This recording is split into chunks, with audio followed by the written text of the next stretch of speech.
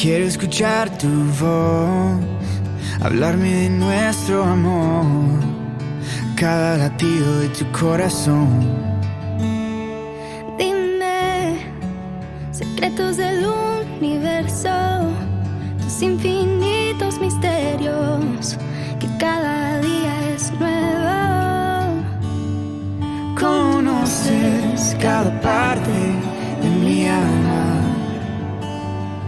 aún así me dices que me amas. Y tú, Dios incomparable, Espíritu, Hijo y Padre.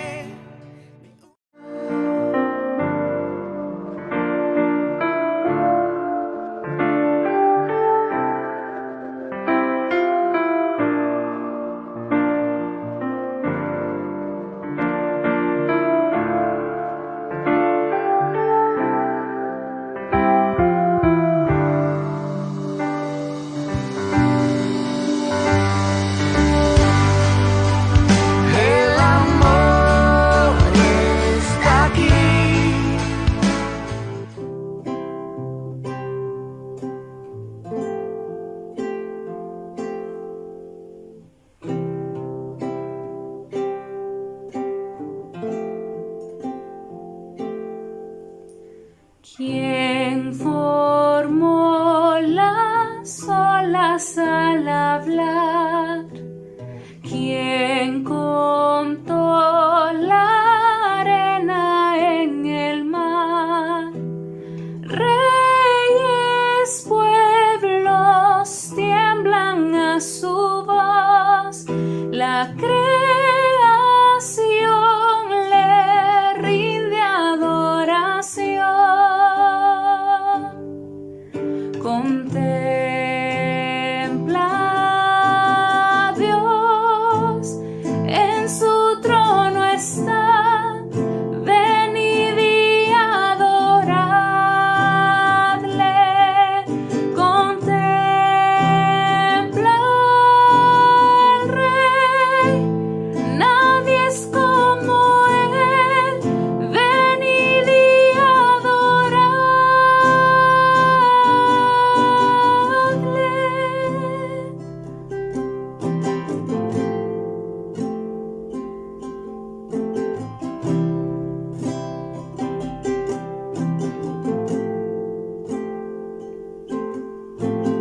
¿Quién le dio consejo al Señor?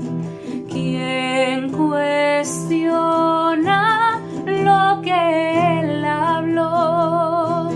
¿Quién al sabio Dios puede enseñar? ¿Quién comprende su gran majestad? Contempla a Dios, en su trono está, venid y adoradle. Contempla al Rey, nadie es como Él, venid y adoradle.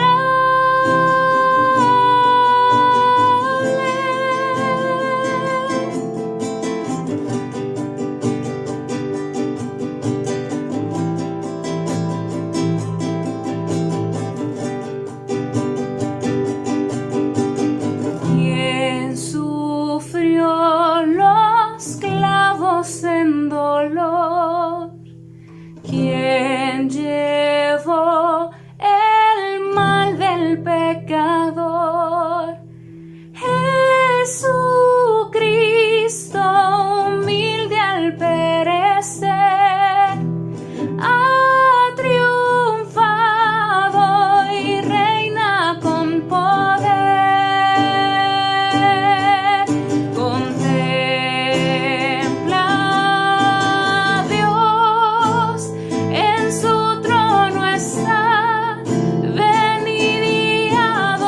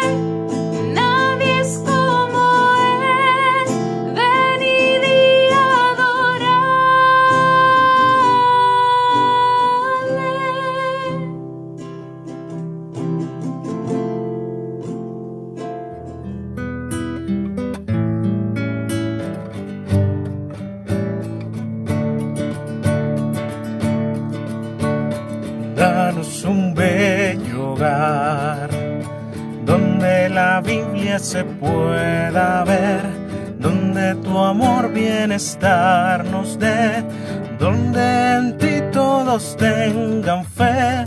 Danos un bello hogar, danos un bello hogar. Danos un bello hogar, donde el Padre es fuerte y fiel, y su ejemplo se pueda ver, donde tu amor reina en nuestro ser. Danos un bello hogar, danos un bello hogar. Danos un bello hogar, donde la Madre con devoción sepa mostrarnos tu compasión, donde todos vivan en comunión. Danos un bello hogar, danos un bello hogar, danos un bello hogar, donde los hijos con decisión sigan a Cristo de corazón, donde se respire tu bendición. Danos un bello hogar, danos un bello hogar.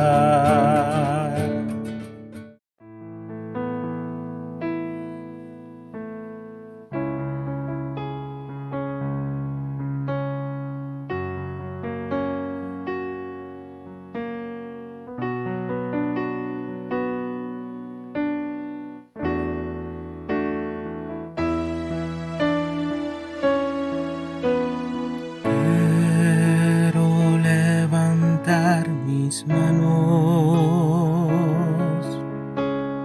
quiero levantar mi voz, ofreciendo a ti mi vida en santidad y amor.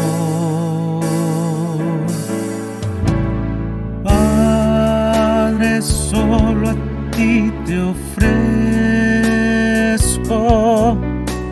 mi vida y mi corazón, y me postro en tu presencia en adoración.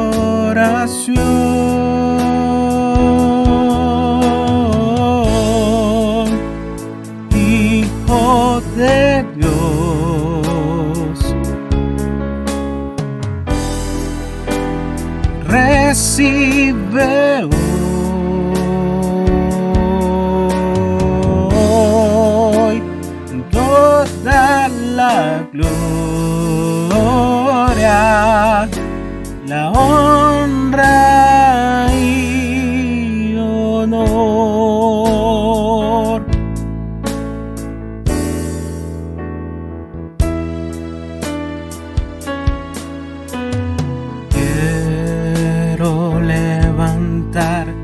Mis manos, quiero levantar mi voz,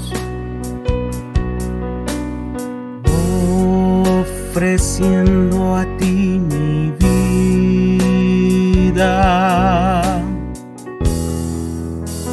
santidad y amor. Padre, solo a ti te ofrezco mi vida y mi corazón, y me postro en tu presencia en adoración.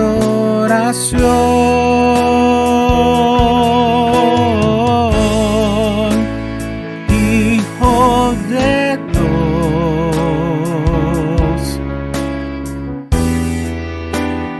recibe hoy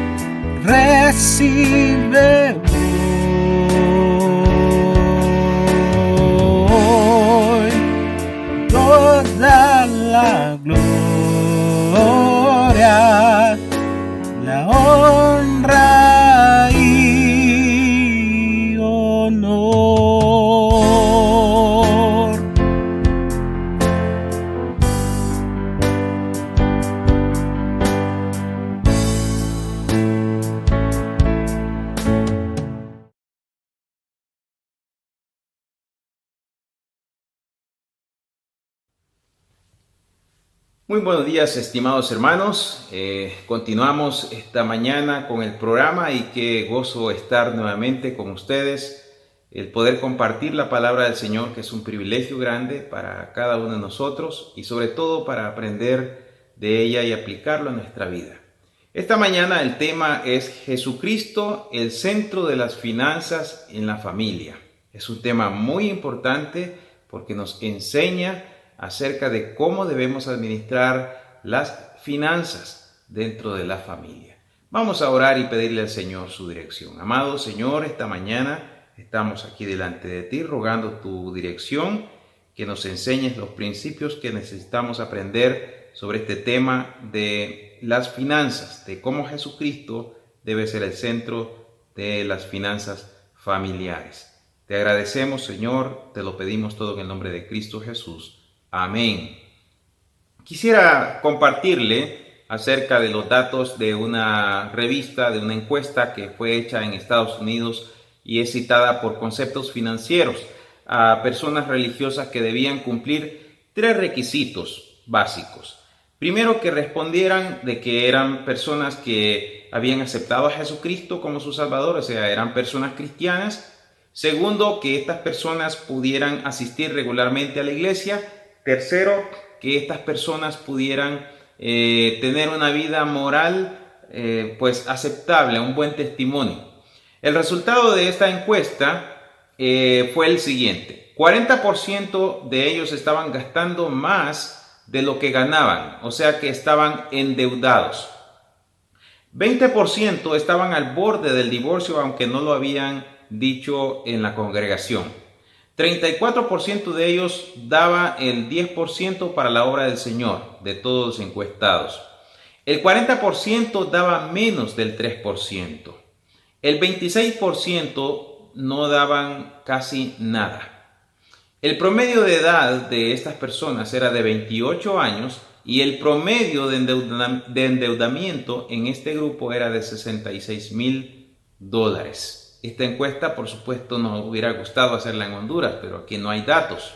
Así que la conclusión de esta encuesta es que las personas o la gente cristiana se está comportando de la misma manera que la gente del mundo. Los mismos hábitos, los mismos problemas económicos y hasta el mismo comportamiento referente a la responsabilidad al enfrentar los compromisos. Según otra revista que se llama Divorce Guide, dice que los problemas financieros son la causa más común de divorcio en los Estados Unidos, ya sea por causa de la economía o circunstancias personales. Cuando el dinero escasea, puede poner mucho estrés en un matrimonio. Y si la unión estaba endeble antes de que aparecieran los problemas, la presión puede ser demasiado. Las parejas están en desacuerdo sobre a quién y cuándo pagarle, en qué debe gastarse el dinero o en qué no. Y aproximadamente la mitad de los divorcios pueden rastrearse hacia problemas de dinero. Los problemas financieros son un efecto de un problema espiritual interno. O sea que más que un problema financiero en la familia, es un problema espiritual. La forma en que manejamos nuestras finanzas es una expresión externa de una condición interna. La forma en que gastamos nuestros recursos y en cómo manejamos las finanzas, pues dice mucho de nuestra realidad espiritual. Es por eso que quisiera que revisemos algunos principios bíblicos en esta mañana y también en cómo Jesucristo debe ser el centro de las finanzas en la familia.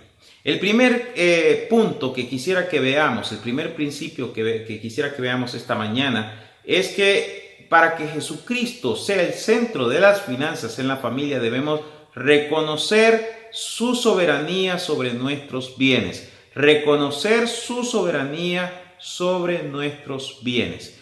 Debemos entender que el 100% de nuestros bienes le pertenecen al Señor, le pertenecen a Dios. Él es el dueño del 100% de nuestros bienes. Veamos un salmo, el Salmo 24, 1, 2, donde dice: de Jehová es la tierra y su plenitud, el mundo y los que en él habitan, porque él la fundó sobre los mares y la afirmó sobre los ríos.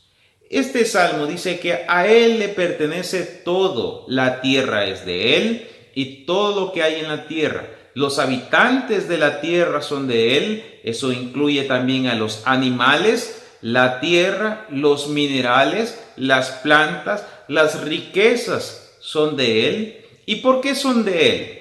Porque él la fundó, él lo hizo todo, dice el versículo 2. Entonces, debemos entender, reconocer la soberanía de Dios sobre nuestros bienes. Y eso nos lleva a pensar entonces, ¿qué somos nosotros? Si Dios es el dueño de todo, ¿qué somos nosotros? Bueno, nosotros somos administradores, por lo tanto debemos asumir nuestra responsabilidad como administradores. Lucas 16:10 dice lo siguiente: el que es fiel en lo muy poco, también en lo más es fiel. Y el que en lo muy poco es injusto, también en lo más es injusto. Si logramos comprender que todos nuestros bienes son de Dios y que Él nos los ha prestado, nos cambiaría la perspectiva en la manera en cómo manejamos nuestras finanzas. Escuché de un hombre en una iglesia que era un hermano en Cristo, que era muy rico. Este hombre tenía una fortuna de $3.500 millones aproximadamente. Así que este hombre se acercó a un amigo de él, también hermano en Cristo, y le hizo la siguiente pregunta: necesito que me asesores sobre esto. Quiero comprar un vehículo, pero no sé si comprarlo nuevo de agencia o comprar uno ligeramente usado. El amigo le dice: ¿por qué me haces esa pregunta a mí?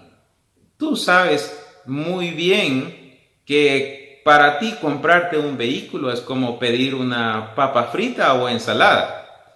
Pero este hombre le respondió de la siguiente manera y le dijo: la verdad es que esos recursos no son míos, son del Señor. Y esa compra, al hacer esa compra, debo ser responsable si es la voluntad del Señor. Bueno, ese es un ejemplo de rendirle, de hacer de todo, reconocer que todos nuestros bienes son del Señor.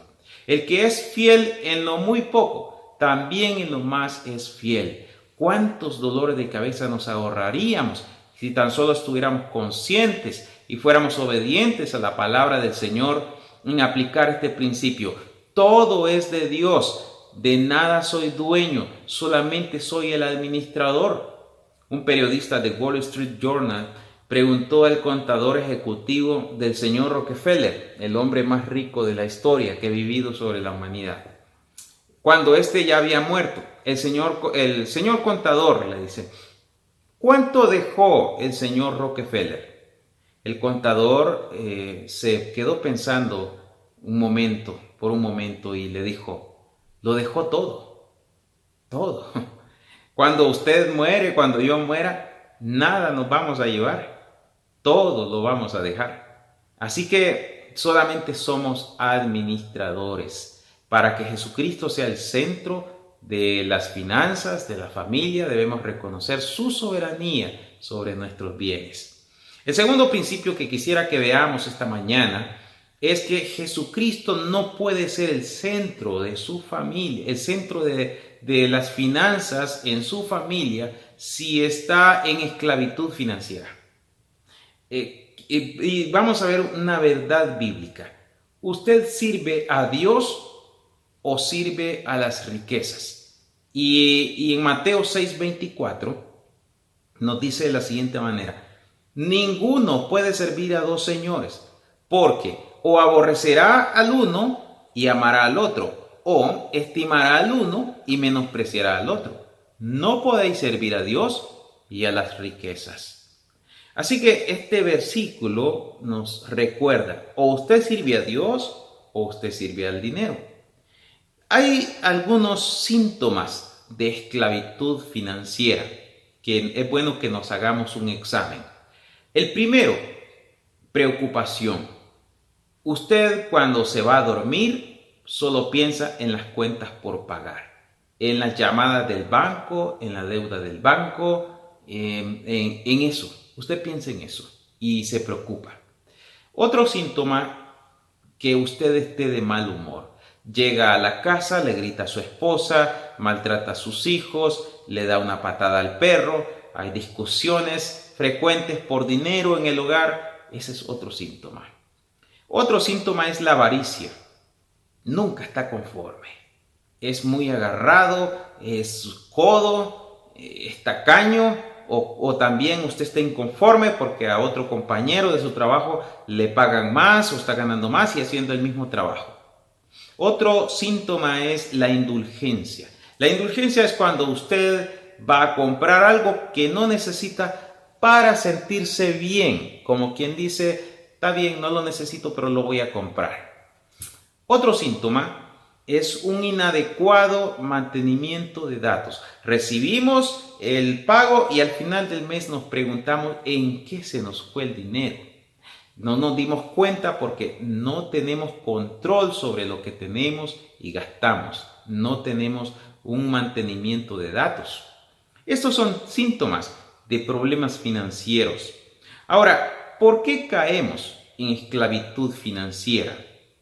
Vamos a nombrar algunos factores del por cual caemos o por qué caemos en esclavitud financiera. Podemos mencionar el primer factor, la avaricia. ¿Sabe? En Hebreos 13:5 dice, sean vuestras costumbres sin avaricia, contento con lo que tenéis ahora, porque Él dijo, no te desampararé ni te dejaré. ¿Qué es avaricia, hermanos? Avaricia es el deseo o afán desordenado de poseer riquezas, bienes o posesiones con la intención de atesorarlos para nosotros, para uno mismo, más allá de lo que necesitamos. Entonces es un deseo, es un afán desenfrenado por poseer cosas, y son cosas que ni siquiera necesitamos. Esa es avaricia. La avaricia muestra un descontento con lo que tenemos ahora. Eso dice ese versículo. Dice que estemos contentos con lo que tenemos ahora. Pero la avaricia hace todo lo contrario. La avaricia demuestra una falta de confianza en Dios. ¿Por qué? Porque Dios ha prometido en ese versículo no desampararnos, no dejarnos. Pero la avaricia pues muestra o demuestra una falta de confianza en Dios. La avaricia nos empuja a querer tener mejores cosas que otros, aún sin poder pagarlas, aún no lo que realmente necesitamos, solamente porque tal vez tenemos ese profundo deseo o también un afán desordenado por querer tener esas cosas. La avaricia también en 1 Timoteo 6:9 dice, porque los que quieren enriquecerse caen en tentación y lazo y en muchas codicias necias y dañosas que hunden a los hombres en destrucción y perdición. Los que quieren, dice allí, enriquecerse, o sea, el deseo los consume de adquirir más y más cosas. Son esclavos del pecado de la avaricia y los lleva a la perdición. Otro factor que podemos mencionar, por cual estamos en esclavitud financiera, también es la ignorancia sobre temas financieros. Ya mencionamos la avaricia, también podemos mencionar la ignorancia sobre temas financieros. Proverbios 23, 3 y 4 nos dice que con sabiduría se edifica la casa, se edificará la casa, y con prudencia se afirmará, y con ciencia se llenarán las cámaras de todo bien preciado y agradable. Este versículo realmente nos muestra cómo debe administrarse las finanzas en el hogar. Si usted quiere emprender algo o antes de contraer una deuda, asesórese con personas que conocen del tema. con hermanos piadosos o que han sido ejemplo en esa área. 3 palabras claves podemos ver en ese pasaje. Primero, sabiduría, paciencia y ciencia. Ciencia o conocimiento. Esas 3 palabras necesitamos aplicarlas en nuestro hogar, que podamos dirigir con sabiduría, que podamos ser prudentes y también tener conocimiento de cómo administrar las finanzas en el hogar. Así que 2 factores. Otro factor que nos lleva a la esclavitud financiera, un planeamiento inadecuado. Podemos decir en este tiempo, es por culpa del coronavirus que estamos así en esta calamidad. No necesariamente. Proverbios 6 al 8 muestra un pequeño insecto que nos da un gran ejemplo. Dice, ve a la hormiga, oh perezoso, mira sus caminos y sé sabio, la cual no teniendo capitán ni gobernador ni señor, prepara en el verano su comida y recoge en el tiempo de la siega su mantenimiento. La hormiga prepara en el verano su comida, planifica, toma acciones anticipadas para enfrentar los imprevistos. Sabe que va a venir tiempos difíciles y se prepara. Habrá tiempos en donde no se puede cosechar, no se puede sembrar, así que hay que tener provisiones. Muchos de nosotros no tenemos provisiones. De hecho, ni siquiera nos ajusta el dinero para terminar al final de mes, mucho menos para guardar para los imprevistos. Así que se viene el coronavirus y muchos de nosotros estamos de brazos cruzados o no tenemos un respaldo económico. Así que esos son algunos factores que nos llevan a lo que es tener problemas financieros, esclavitud financiera. El tercer punto que quisiera que veamos esta mañana es la voluntad de Dios. Es la voluntad de Dios que su familia tenga libertad financiera. La palabra de Dios dice en Proverbios 10:22, la bendición de Jehová es la que enriquece y no añade tristeza con ella. 3 cosas. Primero, la bendición de Dios. Segundo, enriquece. Tercero, trae paz, no añade tristeza con ella. Así que la bendición de Dios, ¿qué quiere Dios? Que usted esté bendecido, que usted tenga prosperidad, que usted tenga una situación en donde tenga paz, disfrute de paz y tenga lo necesario. Hay 2 opciones para tener libertad financiera. Usted me va a decir, pero eso es muy sencillo. Sí, pero es bien difícil ponerlo en práctica. ¿Cuáles son esas 2 opciones para tener libertad financiera? La primera es reducir sus gastos. La segunda es aumentar sus ingresos. Ahora, eso no es muy fácil, el verdadero problema no es reducir sus gastos o aumentar sus ingresos. Como dije al inicio, el verdadero problema es un problema espiritual. O sea que si usted ganara más, si usted tiene problemas financieros en este momento, y si usted ganara más de lo que gana, seguramente usted va a seguir con problemas financieros. Lo importante no es lo que ganamos, sino más bien lo que gastamos. Una familia puede ganar 120,000 empiras al año y tener problemas financieros. Otra familia puede ganar 600,000 empiras al año y seguir teniendo problemas financieros. La primera familia puede llegar a ganar los 600,000 empiras y va a ser una fortuna y va a resolver sus problemas financieros momentáneamente. Al pasar el tiempo, se va a adaptar al nuevo nivel de vida que tiene y nuevamente va a tener problemas financieros. Así que el problema, la esclavitud financiera es un problema espiritual. No es un problema tanto de números o de esto, de aquello, sino espiritual. Así que debemos entender que hay varios conceptos equivocados en cuanto a la libertad financiera. Alguna gente dice que el dinero es la raíz de todos los males. Bueno, no es cierto. El versículo no dice que el dinero es la raíz de todos los males. 1 Timoteo 6:10 dice que raíz de todos los males es el amor al dinero. ¿Qué le dice eso? Que el problema somos nosotros. El dinero no es la raíz de todos los males. Soy yo el problema. El amor al dinero es la raíz de todos los males.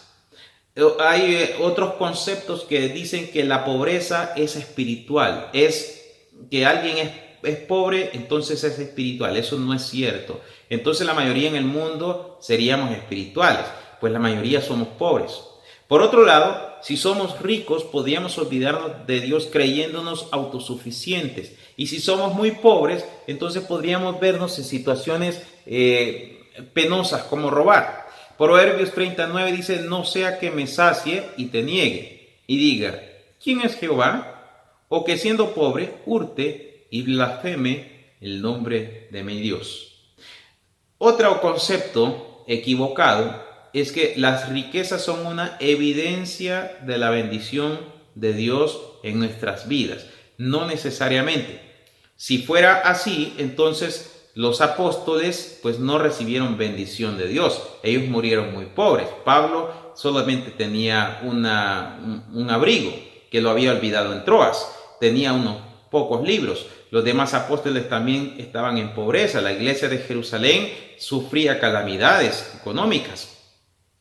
Job, por ejemplo, quedó totalmente pobre en una ocasión, pero Dios le dio el doble posteriormente. O sea que si usted tiene bienes, es por la voluntad de Dios que usted los tiene y es para sus propósitos.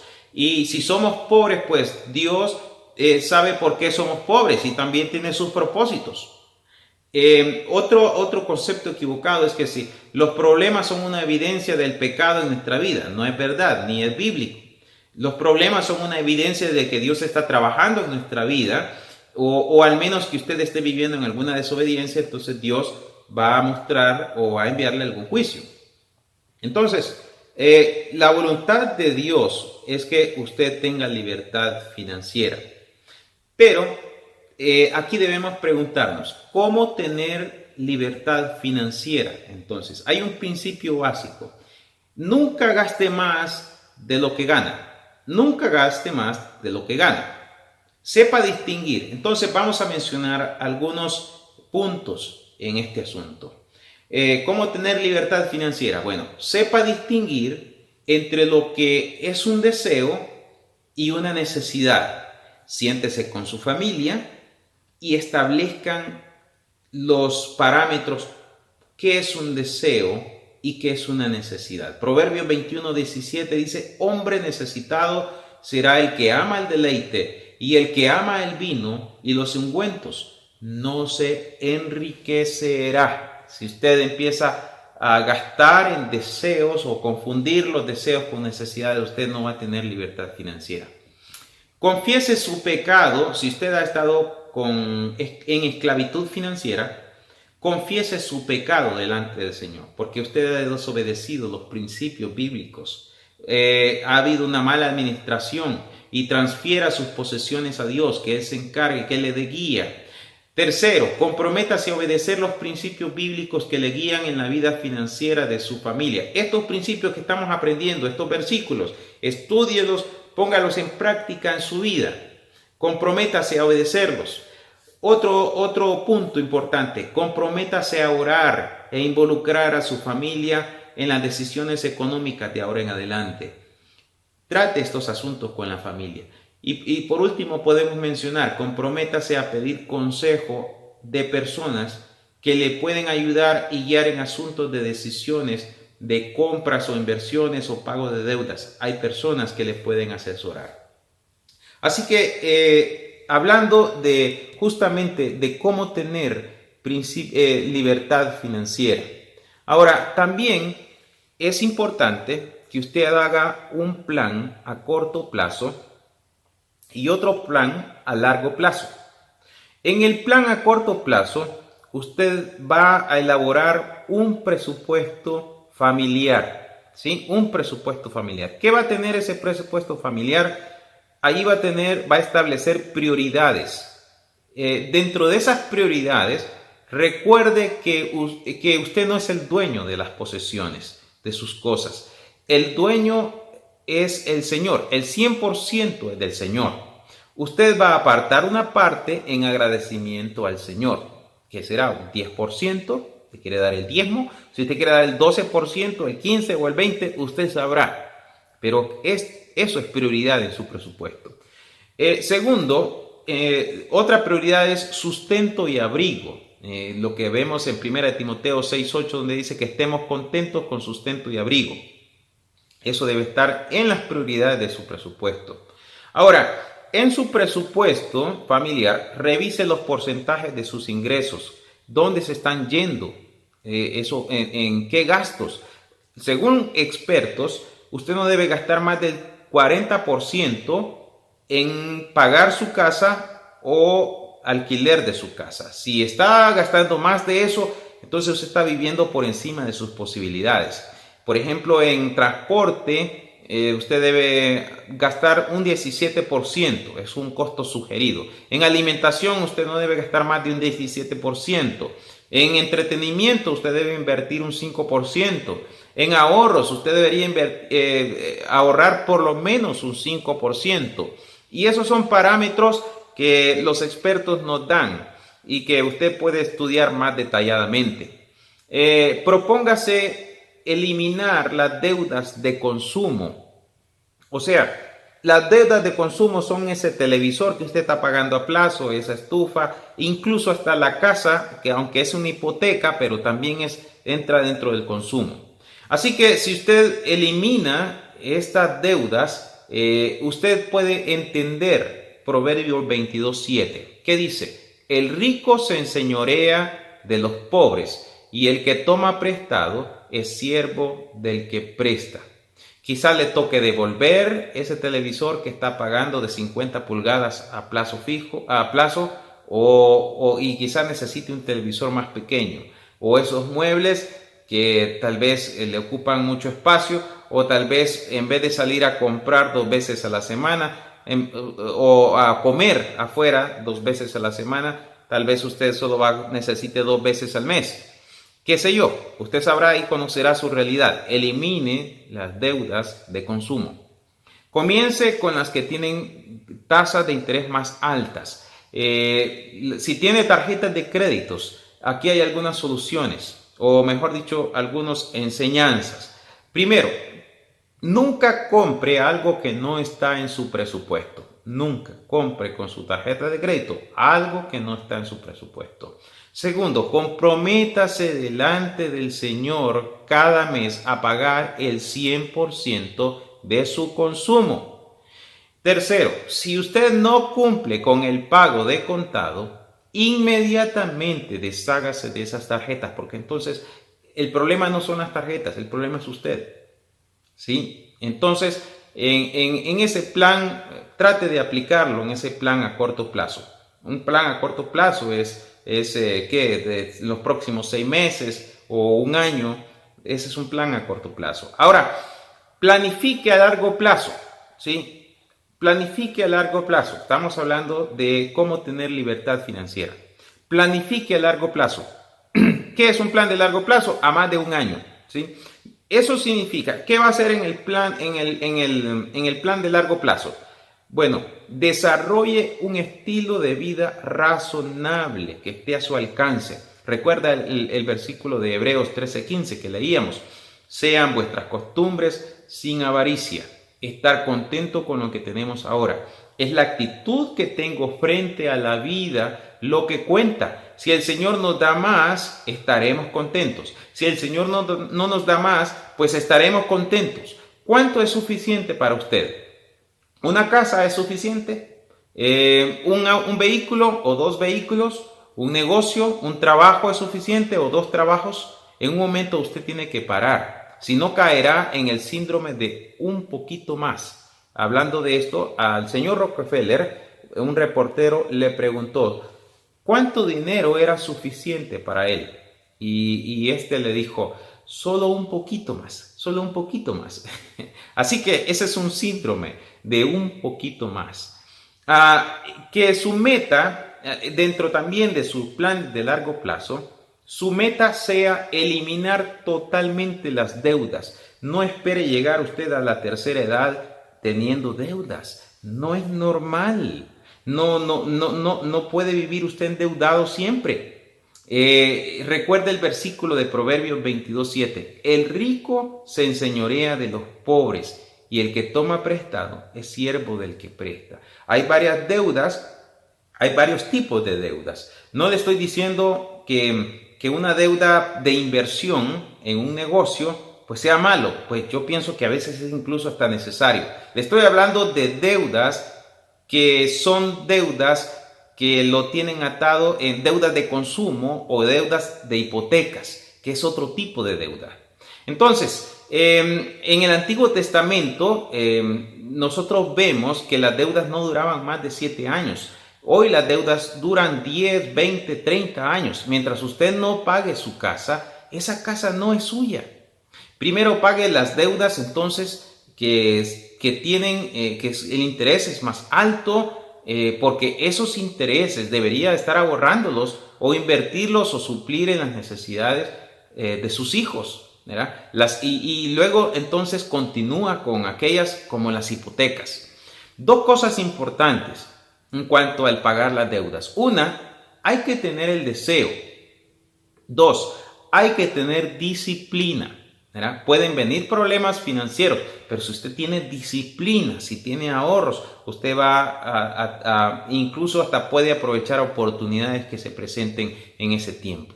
Entonces, no es malo pedir prestado, aunque no es el mejor plan. La casa que usted compró a 20 años no es suya. Le han hecho creer que es suya. Siempre el asunto de pedir prestado en la Biblia es algo negativo. Ejemplifiquemos entonces, quisiera presentarles un ejemplo lo más real posible de lo que significa una deuda, una hipoteca. Pensemos en dos familias, una cuyo jefe de familia es Juan y el otro es Pedro. Necesitan una casa para su familia. Ellos tienen ingresos familiares similares. El anuncio dice algo así: no siga malgastando su dinero en alquiler, pague lo suyo y haga lo que quiera en lo suyo. Venga a nuestras oficinas de ventas, tenemos las mejores condiciones y tasas del mercado.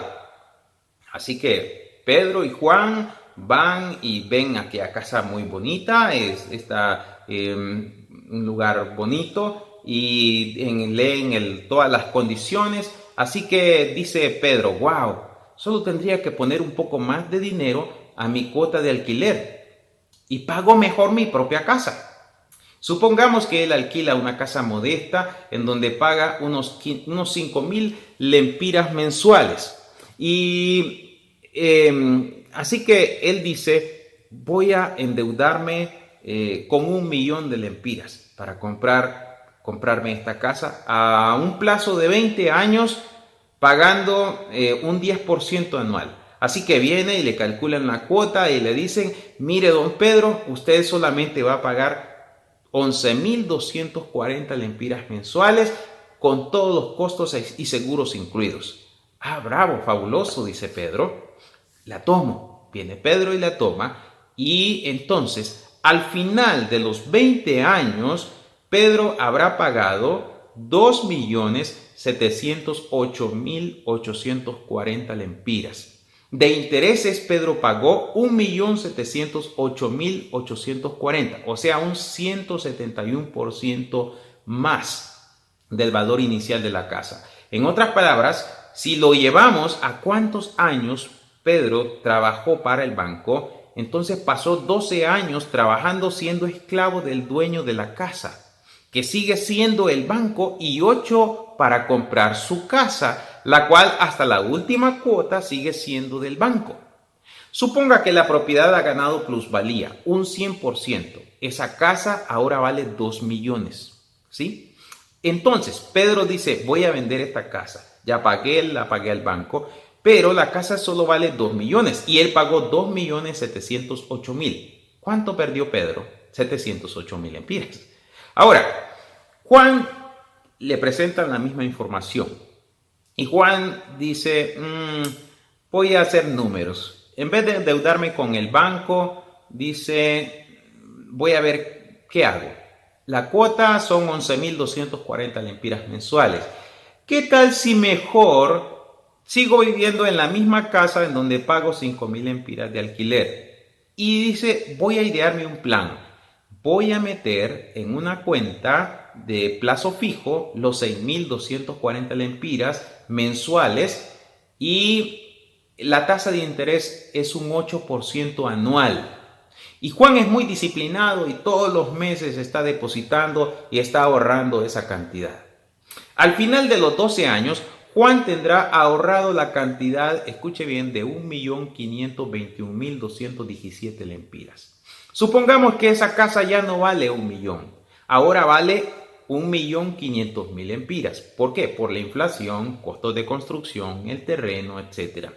Viene Juan y entonces dice, muy bien, aquí vengo a comprar la casa. Y la compra de contado, con sus ahorros, sin haber trabajado ni un solo día para el banco. Y todavía le quedan 8 años para ahorrar de ganancia, mientras Pedro apenas lleva un poco más de la mitad del pago del tiempo que tiene que pagar la casa. Ahora Juan dice, bueno, quiero ahorrar siempre, ya no los 6.240, sino 11.240, porque ya no voy a pagar alquiler, ya estoy en mi propia casa. Así que Juan ahorra disciplinadamente ese dinero por los 8 años restantes, y al final de esos 8 años, Juan tendrá la asombrosa cantidad de 1.282.000 lempiras, casi el valor de otra casa, viviendo en su propia casa, mientras Pedro vive en una casa que no es de él todavía. Así que puede disponer de ese dinero para unas merecidas vacaciones, pago en la universidad de sus hijos, comprarse un carro de agencia, no lo sabemos. Y no solo eso, su casa ya no vale 1.500.000, ahora vale 2 millones. ¿Cuánto tienen activos Juan en total? La asombrosa cantidad de 3.282.000 lempiras. Ahora comparemos. Pedro al final pierde 700.000 lempiras. Vive por 20 años en una casa que no es suya. Paga un 171% más del valor inicial de la casa. Corre el riesgo de que si no paga el banco o se queda sin trabajo, el banco le quita la casa. No tiene ahorros al final de los 20 años, no tiene dinero en efectivo y más bien tiene una pérdida de más de 700.000 lempiras. Priva a su familia de muchos beneficios. ¿Por qué? Porque es esclavo del banco. Ahora, Juan compra de contado su casa en 12 años. Cuando se pasa a ella, es totalmente suya, mientras Pedro vive en una casa que no es de él. La obtiene en 8 años antes que Pedro. Ahorra los otros 8 años y al final tiene activos por 3.282.000 lempiras. De esos, en efectivo, 1.282.000, los cuales puede disfrutar o invertir en un negocio y hasta puede jubilarse o renunciar a su trabajo y dedicarse a lo suyo. Nos han metido la idea falsas de que alquilar una casa en vez de pagarla en cuotas es dinero botado. Pero claro, las instituciones financieras les conviene que usted piense así, ¿no es cierto? Pero no es cierto. La presión social, querer tener esa satisfacción antes de tiempo, el ego, todo eso nos empuja a desobedecer los principios bíblicos y a llevarnos al fracaso financiero. Y este principio se aplica a cualquier bien, a un auto que usted compre financiado, a cualquier otro bien o objeto que usted compre financiado. Es el mismo principio. El problema mayor radica en que nosotros queremos las cosas ahora. No estamos contentos con lo que tenemos. Queremos más y mejores cosas. Y el Dios del crédito nos hace pensar que lo podemos tener, pero todo eso es una falsa expectativa.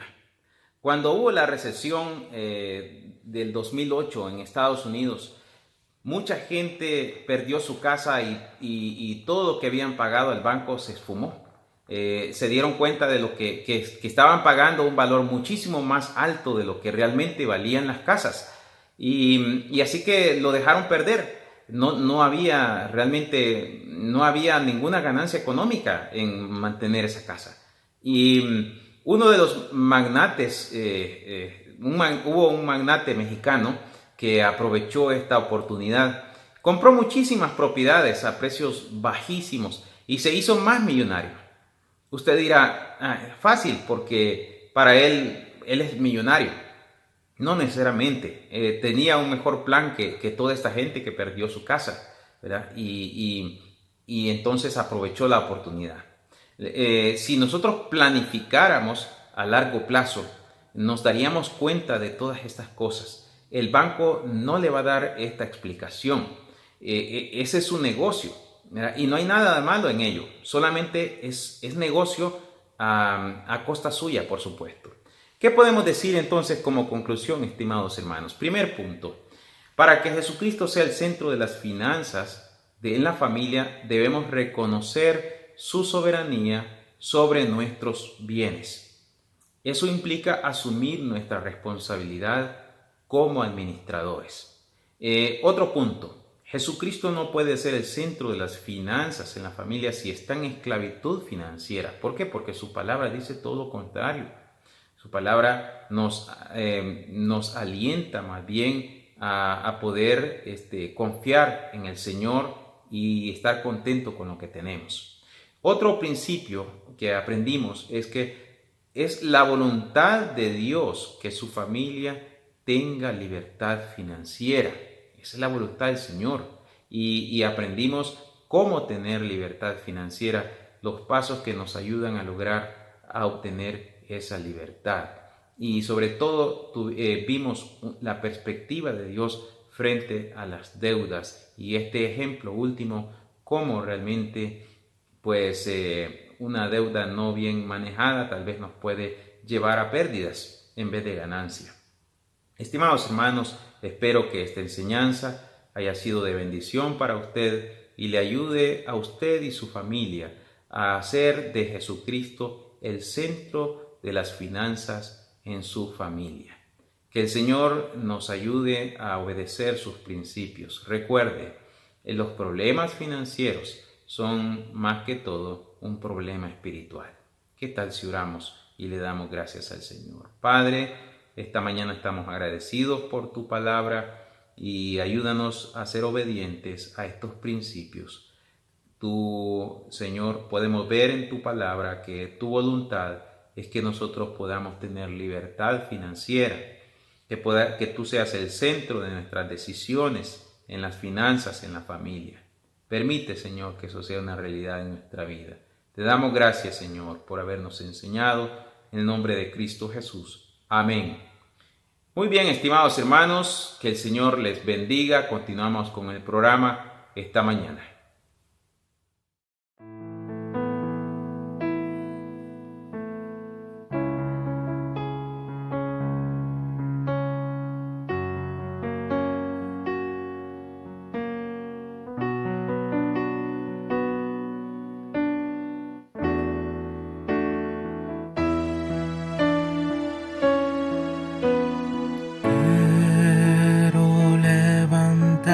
Mis manos, quiero levantar mi voz, ofreciendo a ti mi vida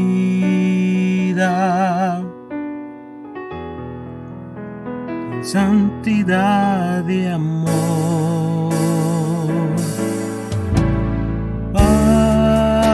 Solo a ti te ofrezco mi vida y mi corazón, y me postro en tu presencia en adoración.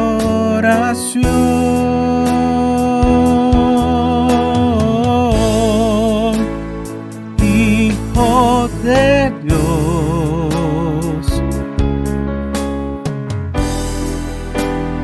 recibe hoy toda la gloria, la honra y honor.